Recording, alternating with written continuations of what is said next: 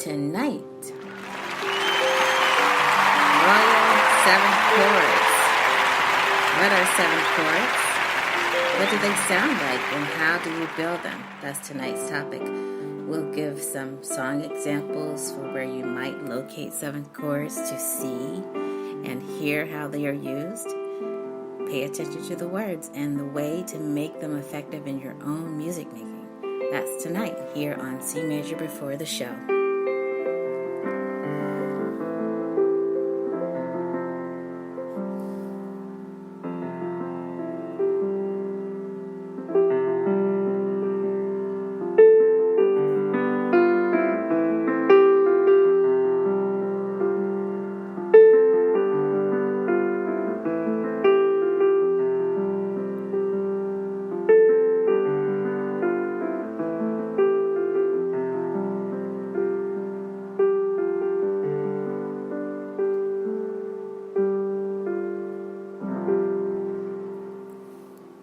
Thank you so much for tuning in. You're here on C Major Before the Show. I'm your host, C Major Porter, and it's a pleasure to be with you this evening. We are getting behind the mic and broadcasting something new, a brand new episode talking about 7th chords. We've been talking about it all week, and I've just been trying to figure out how to say to you the description that's in my mind when I think about 7th chords. I know what I feel when I hear 7th chords, but how do you express that to others? So we're going to do our best here this evening. So thank you so much for tuning in, and we invite you to tune in a little bit later to the CMajor radio show because we'll have some special things over there as well. So thank you for being here. We have some shout outs that we need to give you this evening as well. I have also been thinking about a couple of people that I had a chance to cross paths with who definitely know about what it means to share music with others.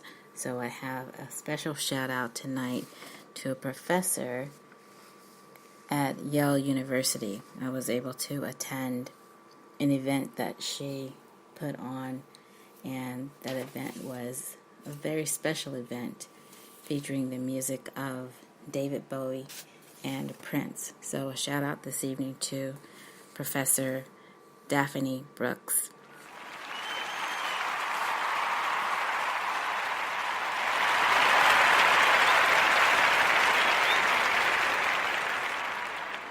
That was a really special program. I mean, if anybody wanted to hear 7th chords that evening, you probably could have heard a whole bunch of 7th chords if you had been there and if you knew what to listen for. So I'm going to give you our definition of what a 7th chord is. I'm going to be pulling from a couple of resources, some which are available in the syllabus, and then others you may just pick up along the way. But the program that took place at Yale was very special. It was featuring the music of and celebrating the legacies of David Bowie and Prince. And if you were able to attend that program, then you know inside of the program it states from the lyrics of Prince Rogers Nelson, "Let's go crazy, dearly beloved, we are gathered here today to get through this thing called life." Electric word life. It means forever, and that's a mighty long time, but I'm here to tell you there's something else, the afterworld, a world of never-ending happiness. You can always see the sun, day, or night. And that's how that song starts. But do you know how the song starts harmonically? So that's the importance of knowing your chords, because how would you harmonize that? What does Prince do? And would you have done something different? Let's say if you had been given those words, how would you have started off a song using those particular lyrics? So we hope that you have your thinking caps on tonight, turn on your light bulbs, put on your listening ears, because we want to have you start to think about how you will be using 7th chords in your own music making. So just stay tuned for that. Also, I want to give another shout out to another friend of mine who is in Pittsburgh, and she is a concert pianist. Her name is Patricia Prattis Jennings. To Mrs. Patricia Prattis Jennings, I want to give a special shout out. She's the concert pianist for the Pittsburgh Symphony Orchestra, and I did have a chance to meet her. I did not meet Professor Brooks, but I had a chance to cross paths with her through her programming, but I actually met and sat with Mrs. Patricia Prattis Jennings, who was a big inspiration to me in my own piano playing. So a big shout out to her.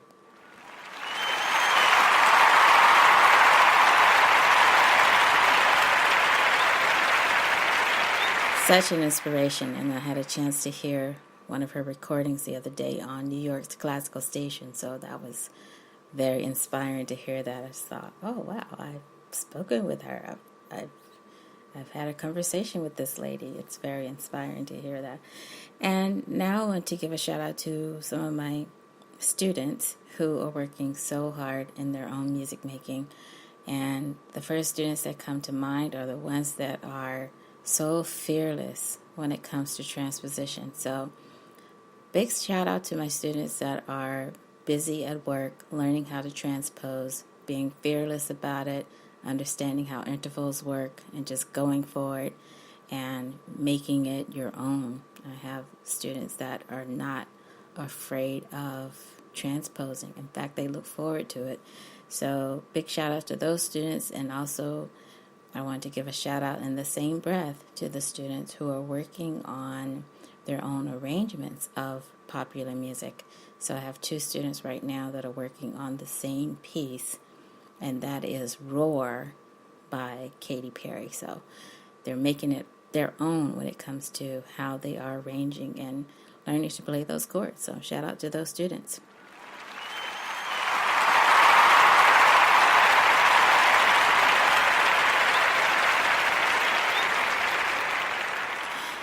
And one more shout out this evening. I don't normally do this, but I sometimes just bump into things that are going on in the community that I didn't even know about previously. And I just really literally stumbled upon this new lesson studio that is in South Jersey. You may have heard of it, and it's called So I Heard Music. Fun music lessons where kids get inspired, and I'm definitely inspired by you guys and the work that you're doing. So I just think that's great. You are teaching children to learn to play an instrument and to read and to write and record music in a fun, high-tech studio that's built mainly for young musicians. So big shout out to them. They are making music lessons fun, and they teach guitar, piano, drums, percussion, violin, voice lessons, other instruments. Everything is cool. There's a lot of great technology that they have going on there. You can record your own ideas. You can make up your own songs. And they are trying to, in their own way, make it so that music lessons are not boring. So big shout out to them.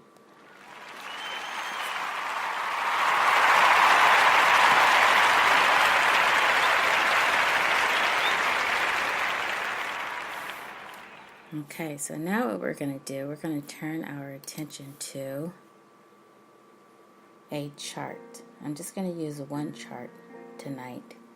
Normally I do comparative charts, but I'm just going to pull from a chart that I like working with. So if you happen to have a copy of this chart, pull it out. It's called the Original Piano Chord Finder, and you're supposed to be able to use this chord finder to find any chord instantly without reading music, which is perfect for C major before the show. We don't encourage reading music over here, but we definitely encourage writing down and reading music over at the C major radio show. So see us a little bit later on this evening over there. So what I like about this book is that when you open it, it's long. You can open it the long way. So it's very long, and you read it horizontally. And so just turning to the page here. So the first page that you'll come to in the contents, picturing chords, would be a C chord. So it does not go in ABC order. You start with C major. So it gives you the symbol, the chord name, and they use dots, they use other symbols to help you outline the chords. And then what I like is that they give you the grand staff so you can see how these chords are pictured. So we'll definitely be using this as well over at the C major radio show a little bit later. But look for a C major, and then from there go down to C, a C dominant 7th if you can. And then from there, look at the C major 7th. And if you care to go further, go to where it says C dominant 7th with a flat 9th. So we haven't talked about 9th chords because the first order of business is to talk about 7th chords here on this podcast. And then just see if you can follow how to place your hands. So what I'm going to be challenging you to do is to play a C major triad and then just add a 7th. And then after you've done that, then go ahead and add a major 7th. So there's a difference. And you should definitely hear the difference. But I'm more interested in how you would describe that. How you would describe the sound of that.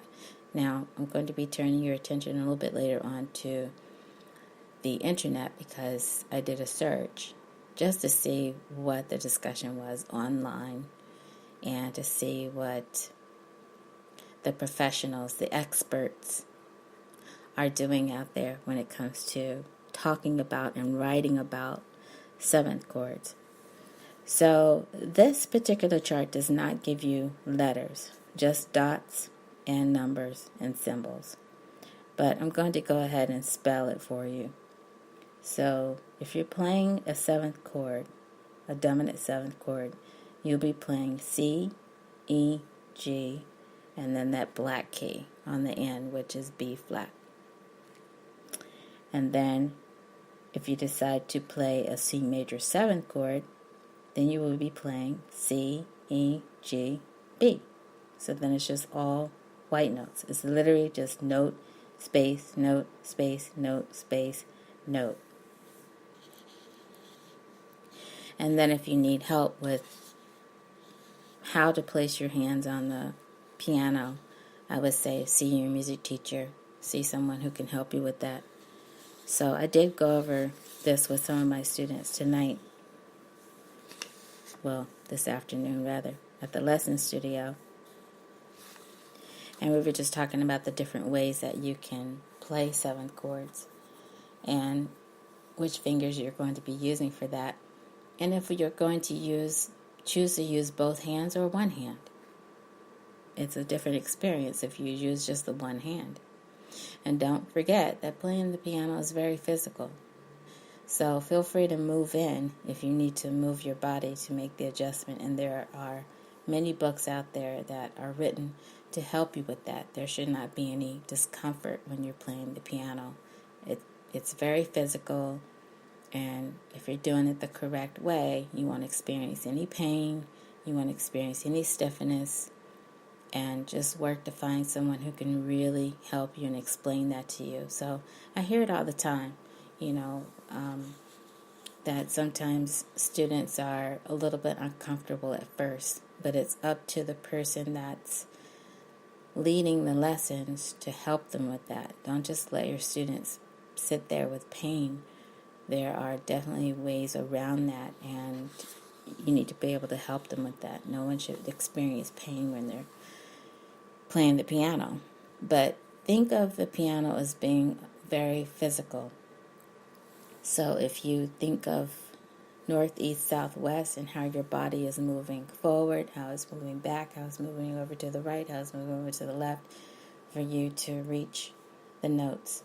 And also, we have lots of professional advice on YouTube, so definitely check out the YouTube videos. The ones that that are the most professional. Let me just say it that way. And if you need some suggestions, of course I have suggestions. There are tons of emails and information that come across my desk every single week, and I know the ones that know exactly what they're doing. They're the professionals. They're the experts.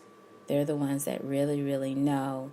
They're the real deal, and they can guide you on how to make the best music in the best way. The pedagogy, however you want to say it.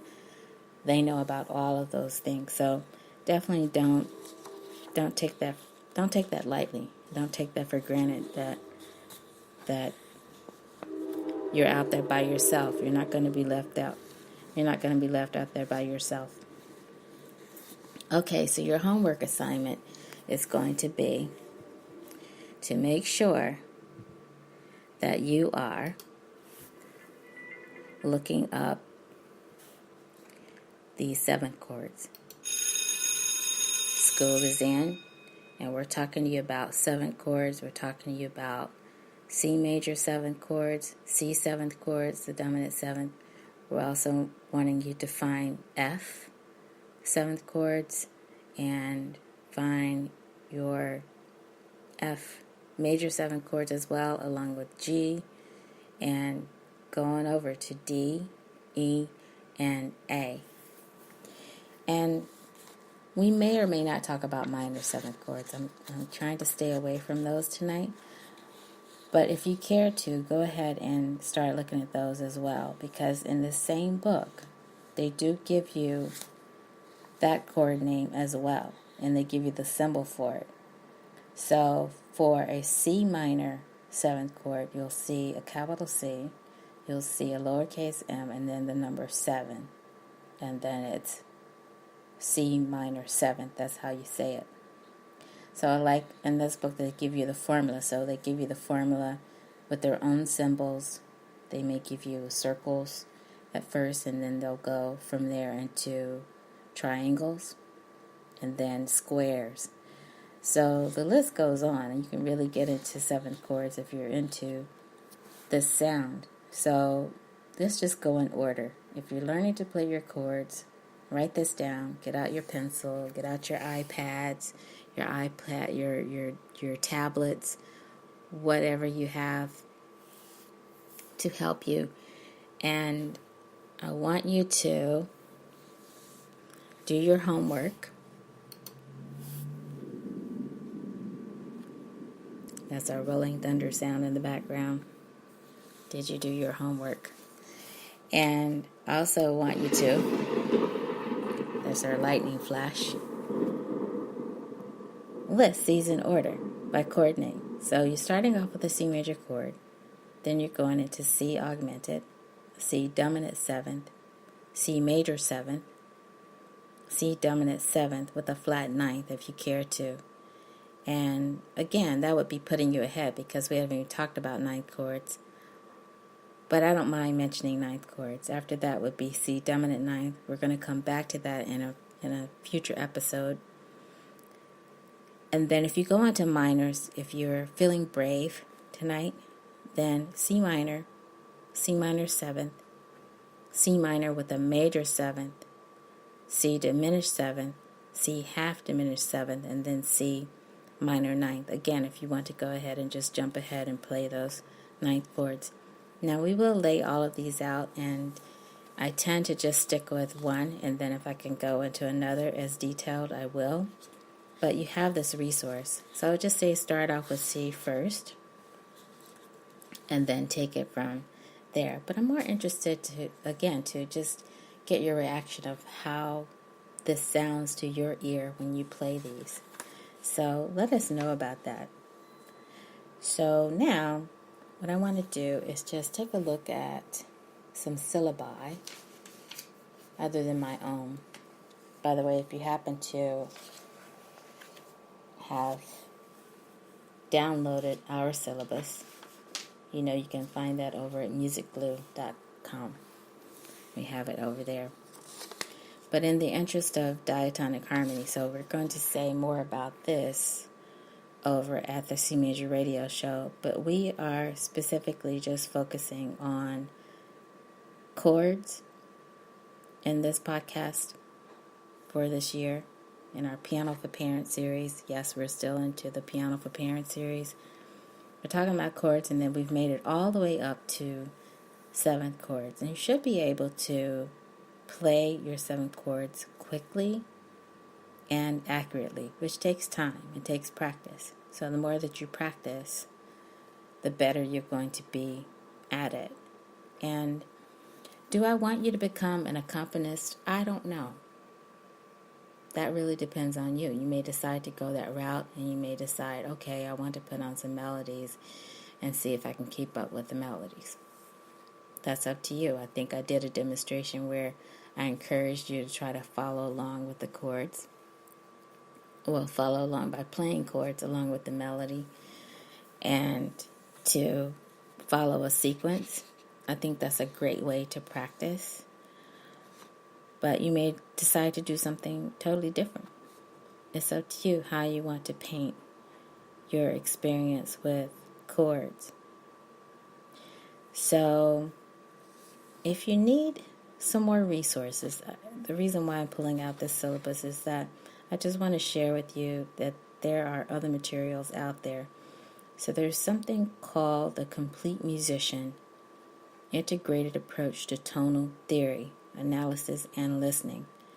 And that's by Professor Stephen Laitz. I believe I'm saying his name correctly, Laitz. It's the 4th edition, published by Oxford University Press. And the year of that publication was 2016. And then if you need a workbook, that's available as well. You can get the Complete Musician Workbook, Volume 1, Theory and Analysis, 4th edition, also published by Oxford University Press, 2016. So that's a recommended book. So I know in the past we've listed some books and resources for you to look into, so we're just offering these at this time. So if you're getting into chords, I'll tell you what we're staying away from. I think it's important to say what we're not going to do. So here on this podcast, we are not going to talk about contrapuntal expansions of anything. We're not going to talk about embellishing any tones or anything like that. And we may or may not talk about in detail what it means to play inversions. I think I did mention that in the podcast description this week. I said something about inversion. So since I did throw it out there, I'm not going to talk about it in too much detail, but let me just go ahead and mention that, because some of you may be wondering, especially if you have a resource and you can see that the chords are pictured in the bass clef, but they are not in so-called root position, then we describe that as an inversion. Okay, so let me just pull out my information here. I have a lot of charts over here. A lot of things to get to today.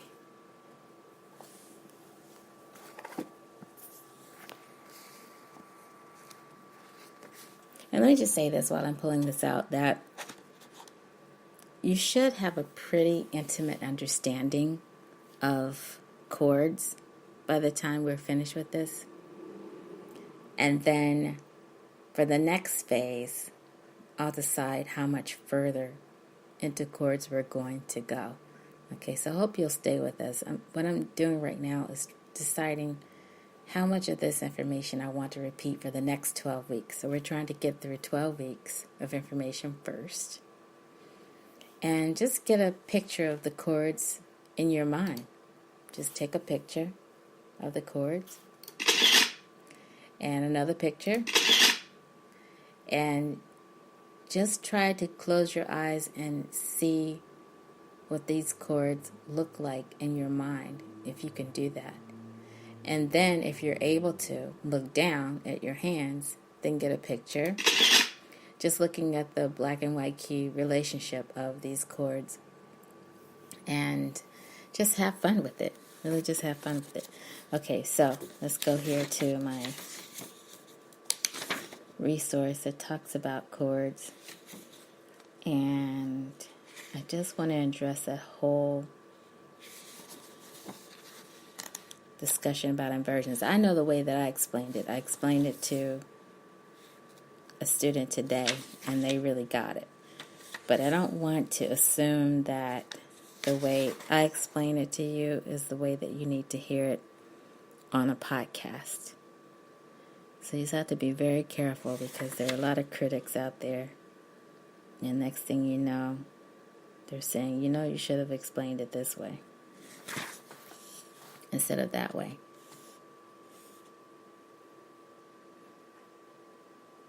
Okay, so basically what we're saying so far, if you've been listening, is that there's something called 7th chords.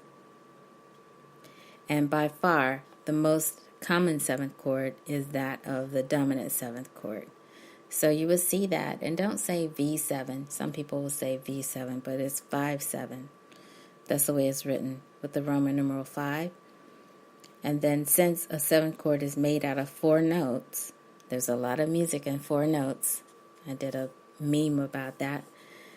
And there are also 3 inversions in addition to the root position. So you might want to know what inversion means. So I had a student today who did not know what that meant. I said, what do you think I mean by inversions? What do you think it means to invert something? And then we got to the bottom of that. So how these inversions are labeled, that's another matter altogether. But basically, it's just taking something and then putting something else on top, and then putting something else on top after that, and something else on top after that.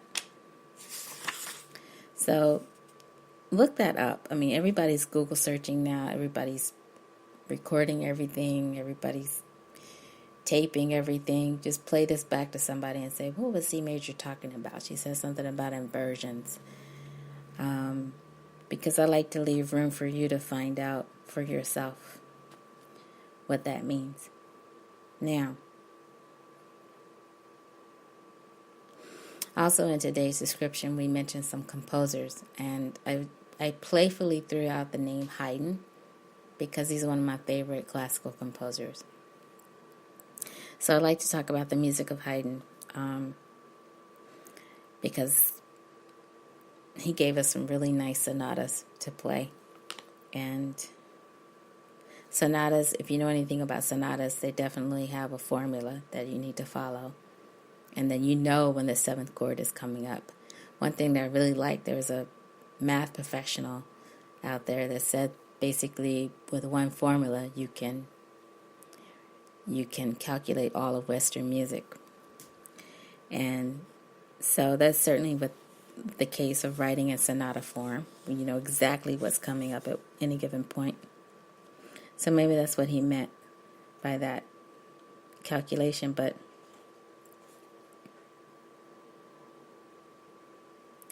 if you see something written and it says minor 7, then you should know what that sounds like, and in your own way you should know what that looks like. Sometimes you may even see it written as CMajor, and then the 7, the number 7, looks like an exponent. So there are many ways to write that down. Okay, so that's our resource there. And if you have any questions, if you go, CMajor, you're a little vague when you're explaining that. You didn't explain it all the way. Just let me know. I'll be happy to talk with you through our DMs. Let's say it like that. Okay, so now I want to take a look at a different syllabus. See if I can get back to that part.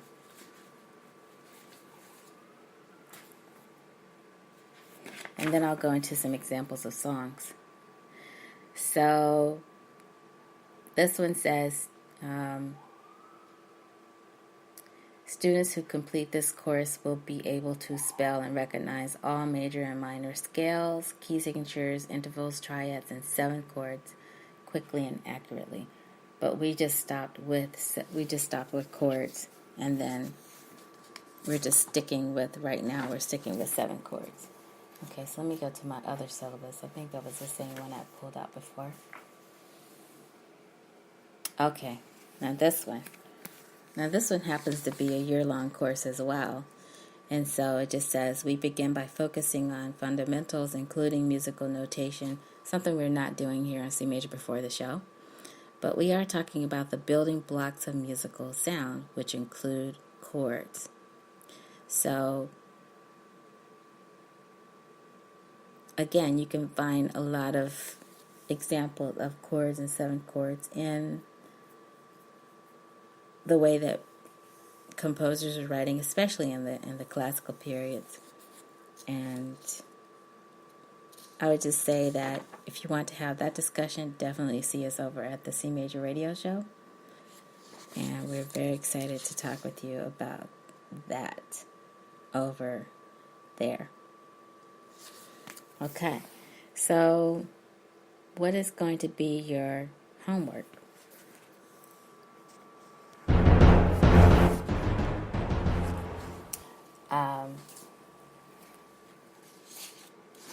I'm thinking I'm going to point toward the music of Prince. I think that's what I'm going to do for homework.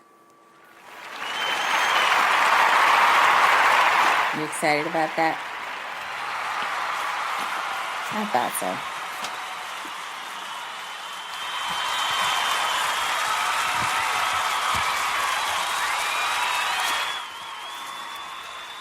So, a lot of my friends are fans of Prince, and at the very end of this podcast episode, if you stay with me, I'm going to give you a very personal story about my experience at a Prince concert. So I hope you'll hang on for that.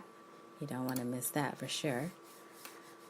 And so what I'm going to do now is I'm going to mix in one of Prince's songs with some other songs that I want you to take a look at, just to see if you can locate some 7th chords. Okay? So I'm not going to leave you out there by yourself.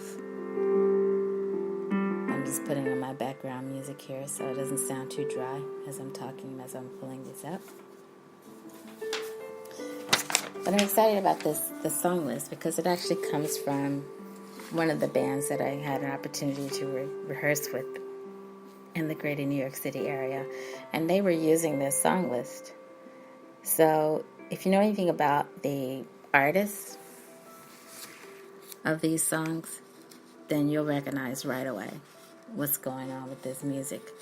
Okay, so just imagine you have this in front of you. It's a rehearsal song list. Never Too Much, September, Outstanding, Falling, Kiss of Life, No Ordinary Love, Tell Me Something Good, Thank You for Letting Me Be Myself, Boogie Oogie Oogie, Bad Girls, Funky Sensation, Let's Groove, Get On Up by James Brown,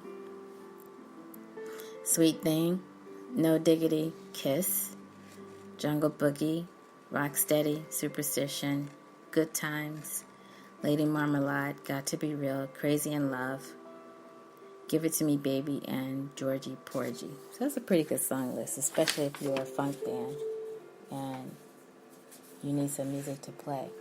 Okay, but now let's move on to the chord charts and the lead sheets that I have.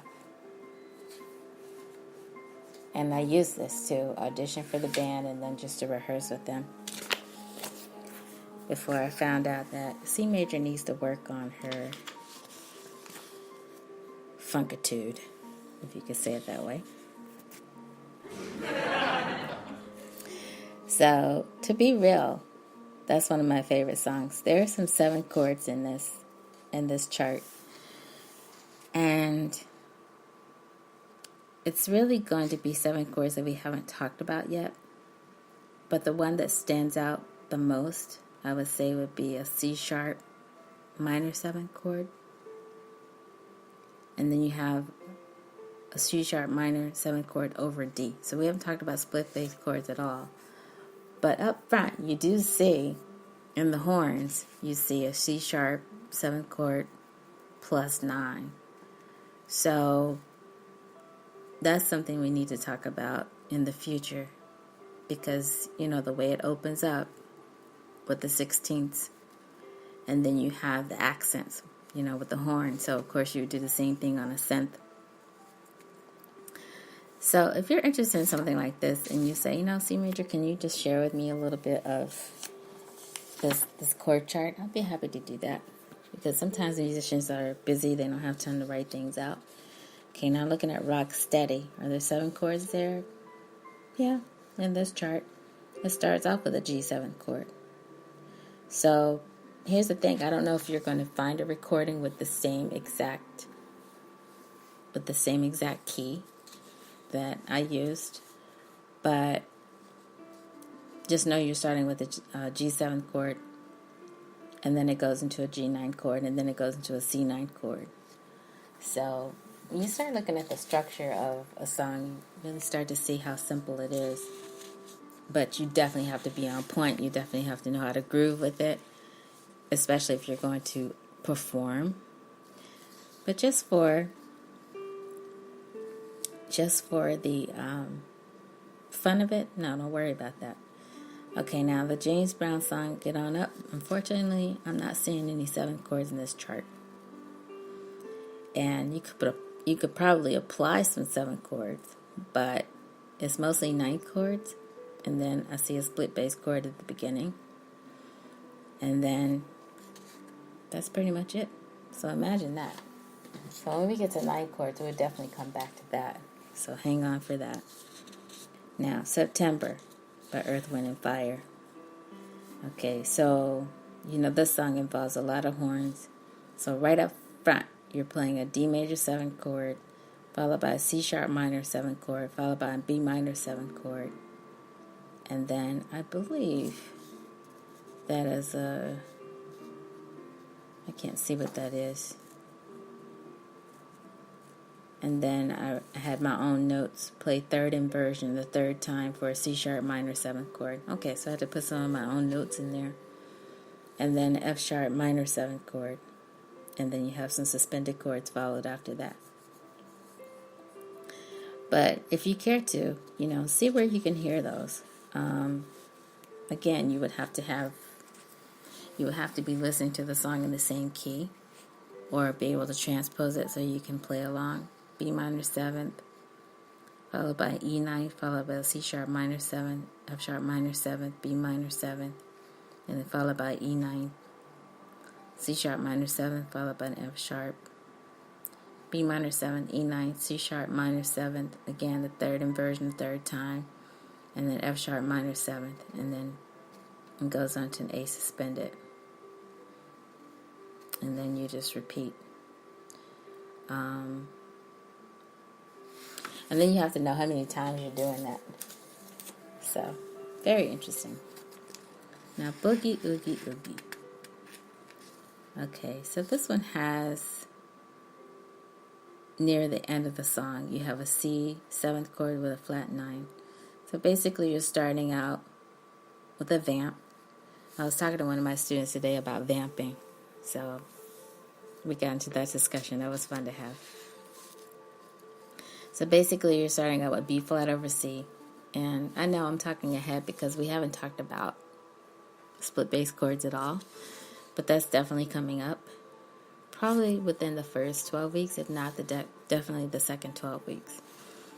But again, I'm just deciding if I'm going to do the 12 weeks and then just repeat the 12 weeks, but putting other things in it. So it's not an exact copy of what we talked about the first 12 weeks. But I'll decide that, because I don't want to give away too much, and I don't want to stress you out the first year so that you just won't come back to chords at all.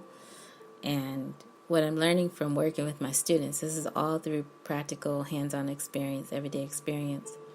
And I know I'm talking to the public, so I just want to be clear, and I want to be also careful of how I say things. But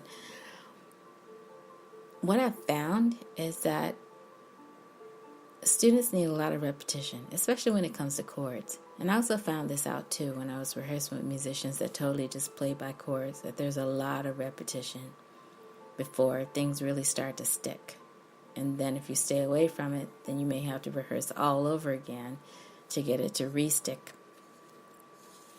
So in the case of Boogie Oogie Oogie, we see B flat over C, B flat over C, and then you have a bridge, and then it looks like you're going into A minor 7th, followed by D minor 7th, followed by G minor 7th, followed by a C 7th flat 9.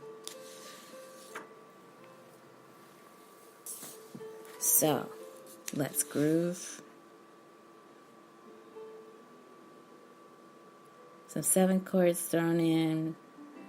Let's see, which one do I want to point out? Let me just point out the 2 B7 chords at the end. And there's even an F sharp minor 7 chord with a flat 5. We haven't talked about that, but toward the end before you do a da capo.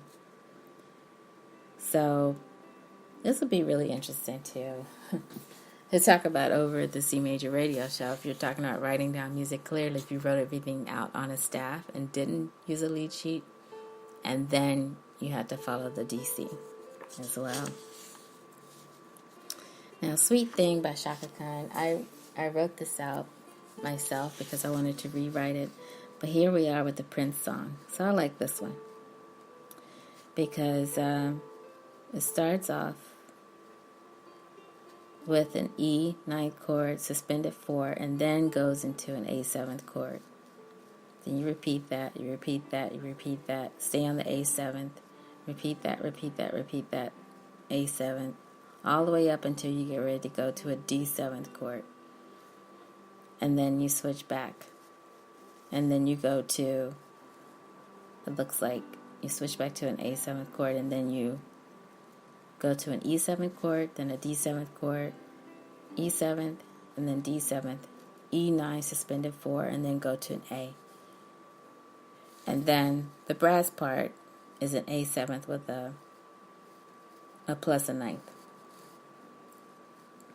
So lots of 7th chords. So when I say royal 7 chords, I'm talking about the use of 7 chords in 18th century music. And I'm also talking about the use of 7 chords among songwriters, artists of the 20th century, mainly Prince. And then it goes up from there. I mean, I also happen to admire the music of Sade.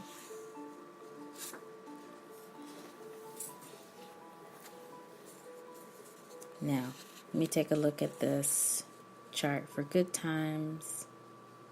And I don't see any 7 chords there. Not that you couldn't throw some in, but I just don't see any. So it's basically E minor, and then A suspended, and then A.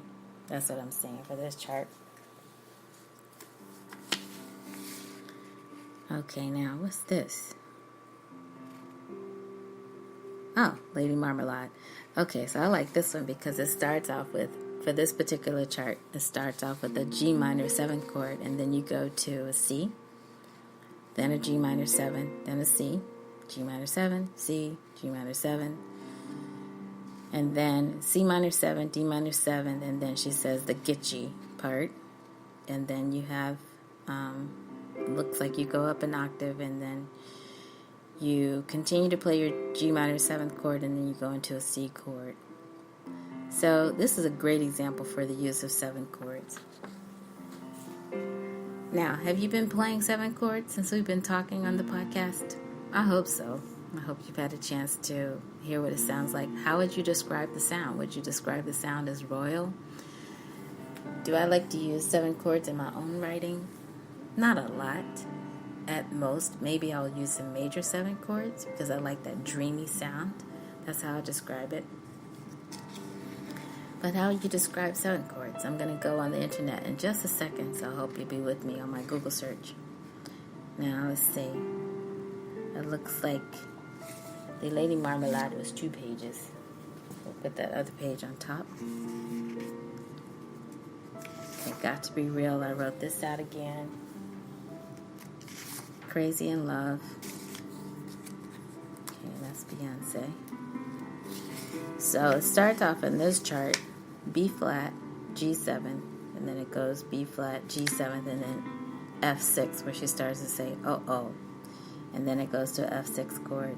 And then at the end you have B flat, and then a G7 chord again. Yeah, pretty much. That's the whole song. And then I have the charts for Give It To Me, Baby, but it looks like they wanted just someone to play a lot of the accents and just the rhythms and not necessarily the chords. Okay, so what I'm going to do now, I'm going to turn up the music. I'm going to pull down my book of songs by Sade, and I'll be back in one moment.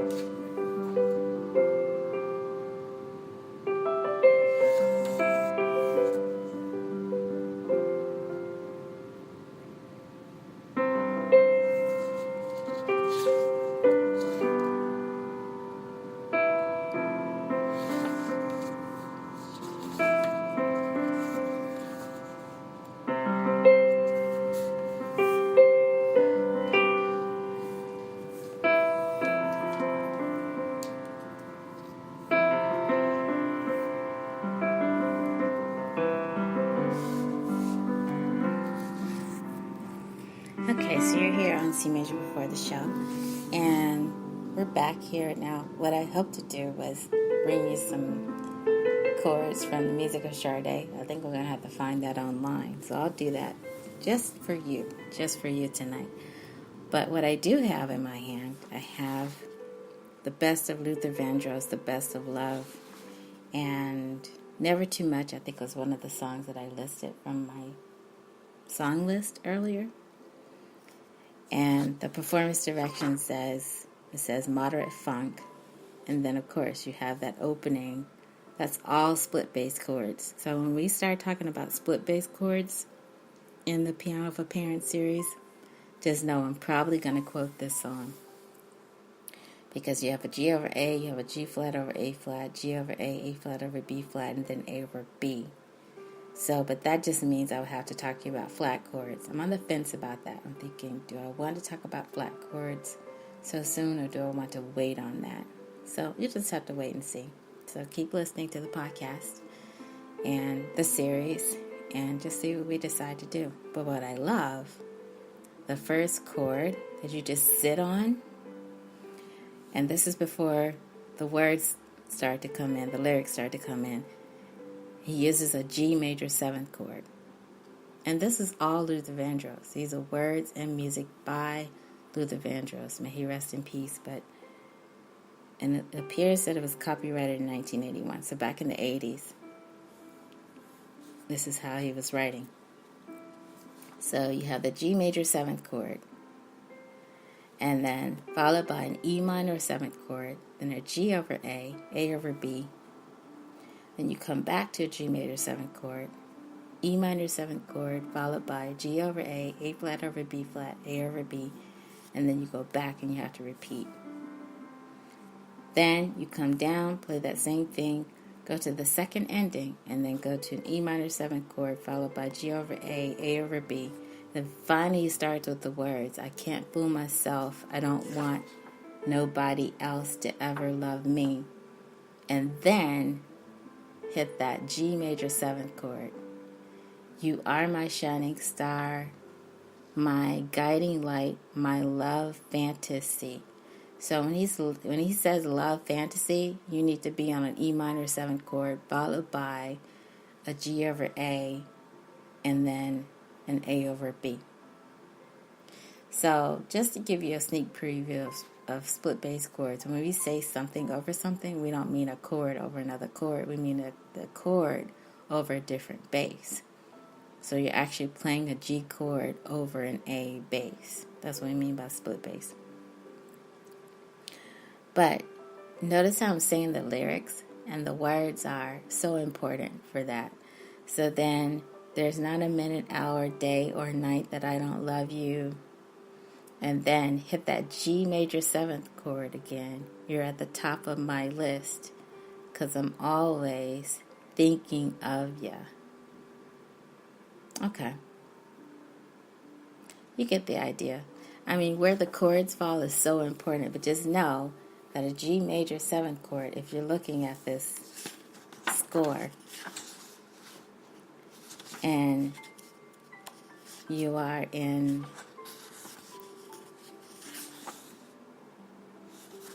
the correct key,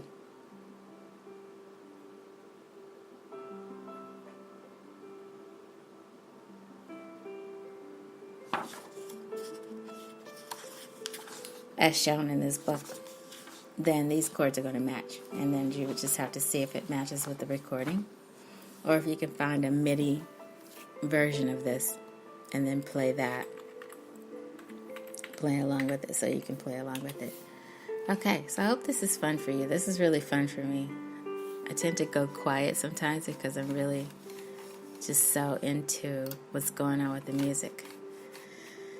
So now, as promised, and before I look up the Sade piece that I want to look up, I'm just going to say how to describe the sound of 7 chords. And the way you do that is just do a Google search, and then it'll just show you. People also ask, what is the difference between a 7th and a major 7th chord?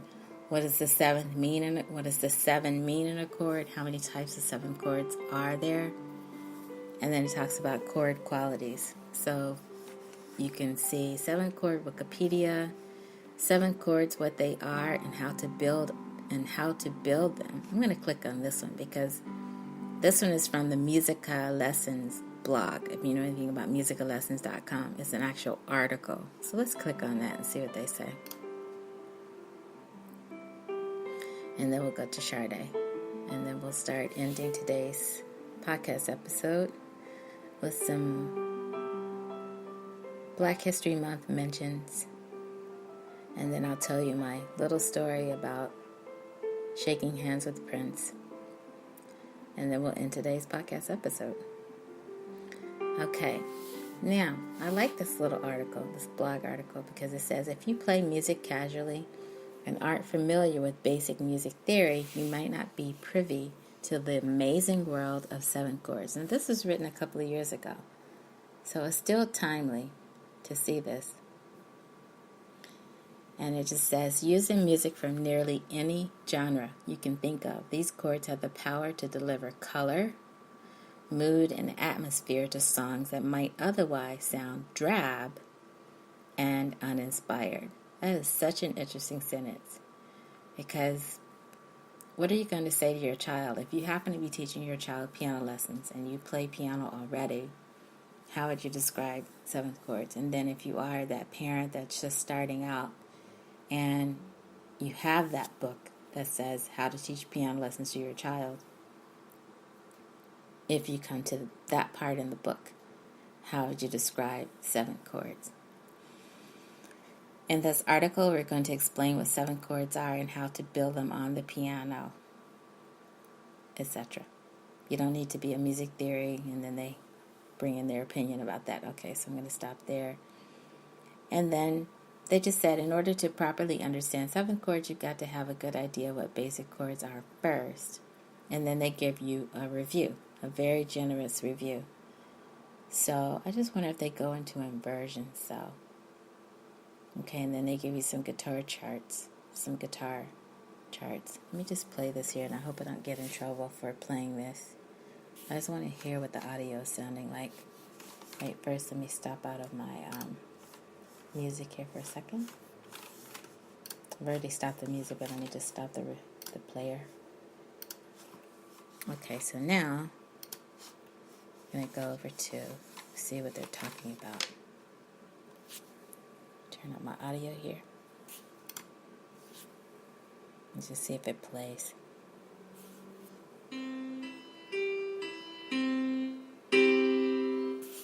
Okay, that was pretty basic.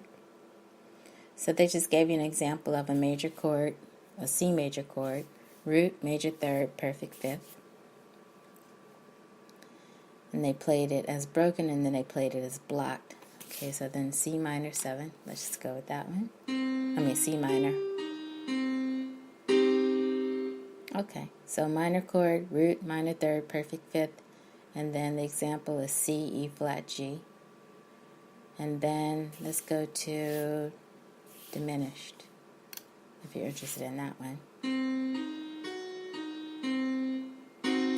Now, we have not talked about diminished chords at all, but 7th chord, let's get to that. So the first chord they mention for 7th, they'll say the 7 and 7th chords comes from the fact that 7th chords feature a major or minor 7th interval in its chord structure. This added interval completely changes the chord by adding a unique character that wasn't there previously. When you realize the entire genres of music like blues are built almost exclusively off of variations of 7th chords, it's astounding that the addition of one simple note can make such a massive impact. I really like that. So what they do here is they walk you through each 7th chord variation by showing you how to build it and describing what it sounds like.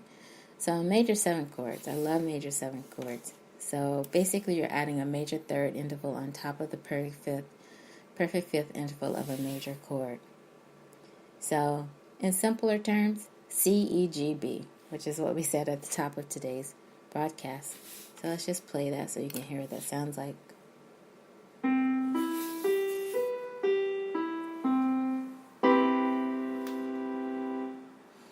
These famously beautiful chords are used in every style of music, from intellectual jazz pieces to indie rock songs. If you're looking to add levity and transcendence to a chord progression, including a major 7th chord is a way to do it. And then they say some other things about that. So if you can, go to this blog.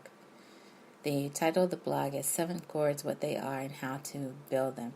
Now, just one more, because they do give you a MIDI example of a dominant 7th chord, which we also mentioned at the top of today's broadcast. So, just the distinct difference of hearing C, E, G, B against C, E, G, B flat, or following or prior to.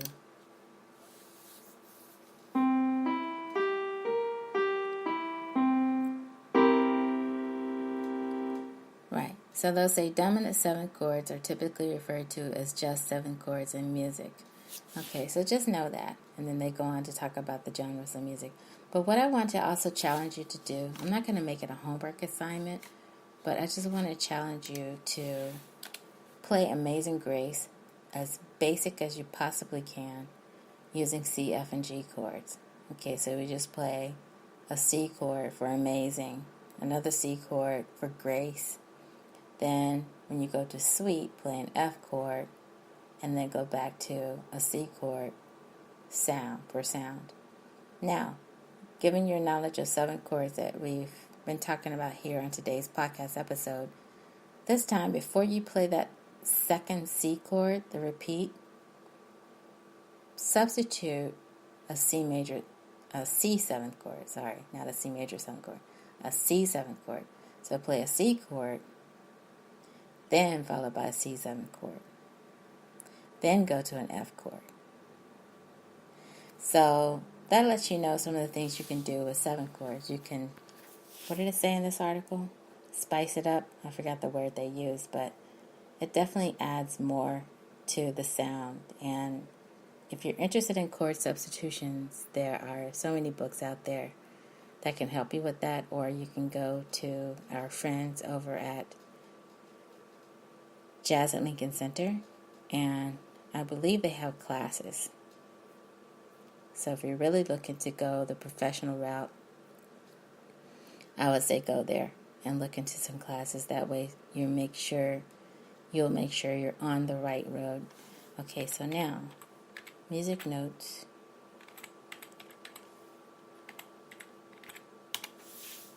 And when I say music friends, musician friends, I just use that word because I feel like we should all be friendly for the sake of music. Okay, so now, Sade. Let me just look up Cherish today.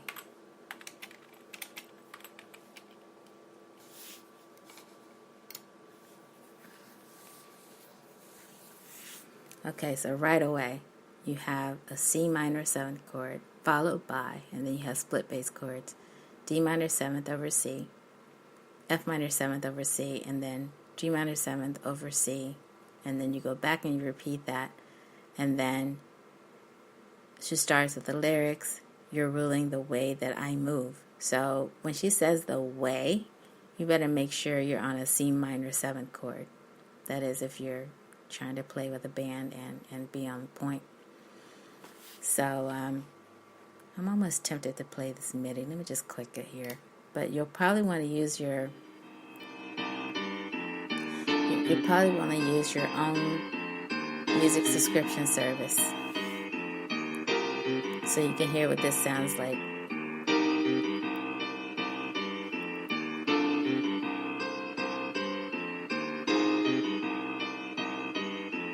So I know you can hear the guitar part going on right there. Okay, so I just clicked that, so you can hear that part. You're ruling the way that I move. So that's so important to be on a C minor 7th chord there. Now, if you tune into the song in your music library and you find out, oh, maybe it's not in this key, then what I like about this site, this musicnotes.com, you heard me say it before in this podcast, you can transpose it. So you have 7 transpose options. So C minor, it does say that's the original published key. So just try to follow the C minor 7th chord when she says you're ruling the way that I move. You want to be on that C minor 7th chord there when she says those words, if you're playing along with the recording. Now, if you happen to transpose it, then just know there are other transpose options for you to listen to as well. And then you have arrangement details, song details, etc., etc., etc. on that site. Okay, so let's step out of this for a moment. Let me just take a quick music break, and then I'm going to come back for what you've been waiting for. You've been waiting for a couple of things tonight. You're waiting for me to tell you about my personal Prince story, and you're waiting also for me to tell you what we're going to talk about next week. So let me just do that. Take a quick break, and I'll be back in a moment.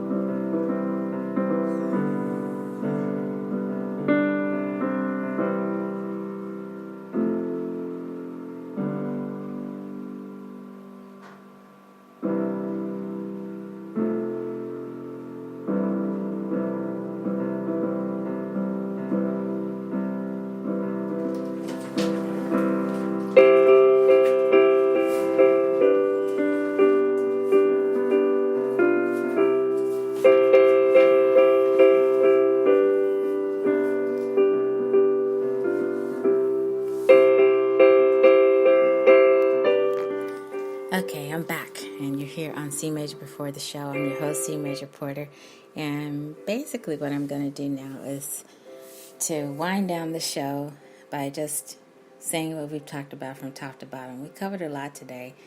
We're talking about royal 7th chords, so give yourself a hand if you're still here. Thank you for being here tonight. What are 7th chords? What do they sound like, and how do you build them?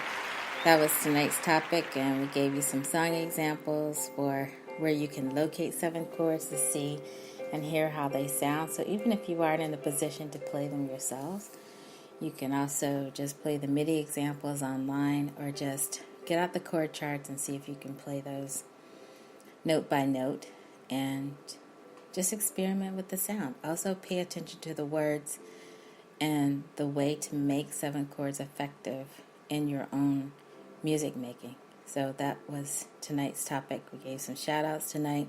We talked about the 7 chord charts, and we talked about the different syllabi that are available in the greater New York City area. If you need more information about those particular classes, let us know. We talked about the Piano for Parents series and where that's going. And we talked about what to look for over at CMajor's classroom. So what I'm going to do is just assign to you 2 Prince projects to listen to, because like I said, my friends really are into the music of Prince. So let me just skip to that first. So basically in this book that we use for the course, it just talked about how Prince Rogers Nelson moved into the 90s without a break in his continuing productivity. That's how they described it. And then there are 2 albums that are mentioned. The album that came out in 1994, Come, which was described as including experimental and open-ended music. And then The Gold Experience, which came out in 1995, was Vintage Prince. And they just have a comment about the lyrics there. One thing I found surprising, I don't think I knew that he didn't play horns. All of my friends always say, he plays all the instruments on his recordings. He plays all the instruments on his recordings, but I didn't know, according to this music history fact, that he didn't play horns on his recordings. I didn't know that. So, now, the moment you've been waiting for. Let me turn my music all the way down. You've been wanting to know about my Prince moment. Now, I do have to say, I don't know this for sure. For a long time, I thought this happened. Maybe I dreamt it. Maybe it really happened. But when I came away from the Welcome to America tour concert at Madison Square Garden, by the way, I got comp tickets to go. Not from Prince himself, but just comp tickets. And I thought from my seat I was able to reach over to the edge of the railing and reach down and grab the hand of Prince as he was coming through the tunnel. Now, I don't know if that's true. I don't know if that really happened, because as I was searching on the internet to see if there was any footage of showing what he did prior to the concert and getting on stage, this might have been before Mint Condition opened up. I think it was before everything started, and he just came through and everybody started screaming. But then as I was researching, they were saying it wasn't him, it was an impersonator. So somebody that looked like him was coming through the tunnels and going around and shaking people's hands. But if it happened to be Prince and I shook his hand, then that was a great moment for me.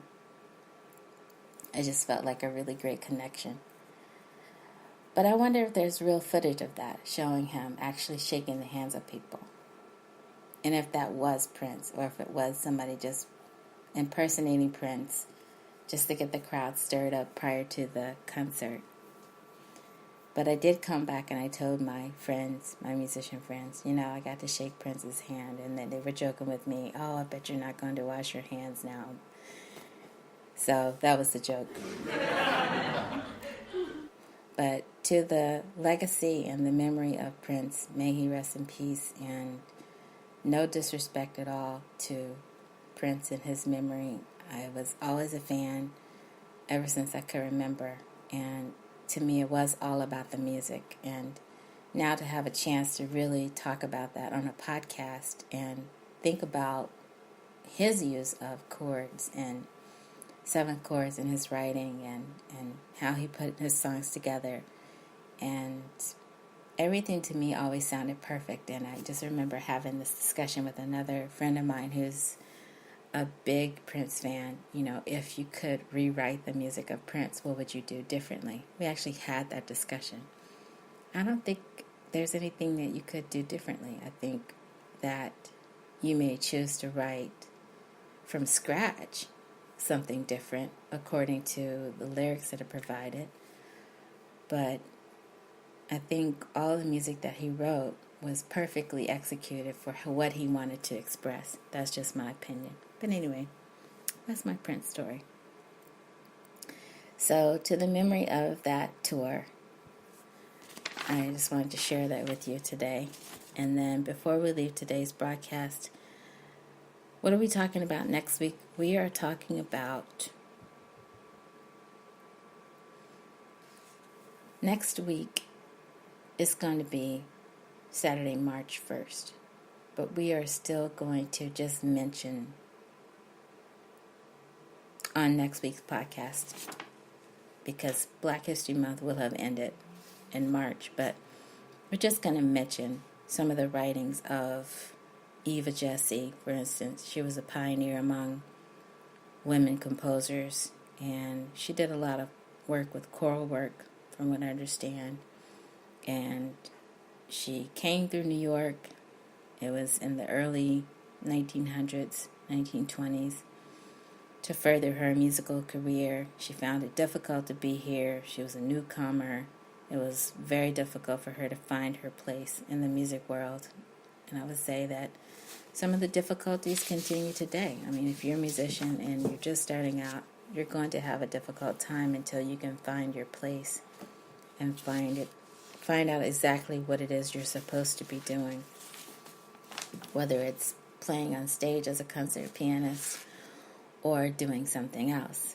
And then we're just going to mention, they've done a really great job of, in my opinion, over at New York's classical station, of talking about the music of Florence Price. Every time you're turning on the radio this month, you're hearing her music. But she was an award-winning composer, and a very important one, because she was one of the first to really stand out among women composers. So if you happen to read about the music of Florence Price, just know she was one of the first to achieve distinction as a composer. And it just came across my mind this week. I wonder if she wrote any music about heartbreak and wonder. I wonder if she ever had those themes in her music writing. I think I would have to just listen a little bit more closely and to find out what her quote-unquote brand was, in a manner of speaking. But you can see in this book, they actually show a picture of her conducting as there's a pianist there playing one of her larger works. So it's very inspiring. So we're going to mention these composers again next week, just as a cap on the end of Black History Month, as we go into the first part of March, and then we'll carry it on out from there. Now, we will also continue our discussion of chords, and I think I might decide to talk about 9th chords next week. And the reason for that is because one of my adult students is working on 9th chords, and so they know that we do this podcast, and they probably want to tune in just to see what we're going to say about that. So that'll be right in line with something that's happening in real time, in real life. And at the same time, you're tuning in and you're downloading and listening live as well. So just a heads up that we plan to talk about and touch on 9 chords next week, just because we touched on just a little bit in today's podcast. So thank you so much for tuning in to C Major Before the Show. If you can, join us over at the C Major radio show a little bit later on tonight, and I'm going to post a description of what we'll talk about over there, and it will tie in with what we talked about today. Except get ready with your pens and your pencils, and just be ready to write things down, because that's what we do over there. We write down things clearly over at the CMajor radio show. So materials you're expected to have, just have those in hand and have them close by so that you're ready to go. And what else did I want to say? I want to say something else before we end today's podcast. It wasn't a shout out, and it wasn't a comment about today's show, but I didn't make a note of it. If I think of it, then I'll say it on next week's podcast. But thank you again for tuning in, and I want you to have a great evening. Make the best music you can make, and whatever you do this week, try to play some 7th chords. I know what it was. Speaking of 7th chords, I will be posting over at CMajor's Classroom that project that I want you to work on this week. Okay, so stay tuned for that, and it involves the music of Prince. I'm going to print that over at CMajor's Classroom, and then I'll post a link, and I'll say homework is posted. Okay, have a great night, and I'll see you next time right here on C Major Before the Show. Thank you for listening.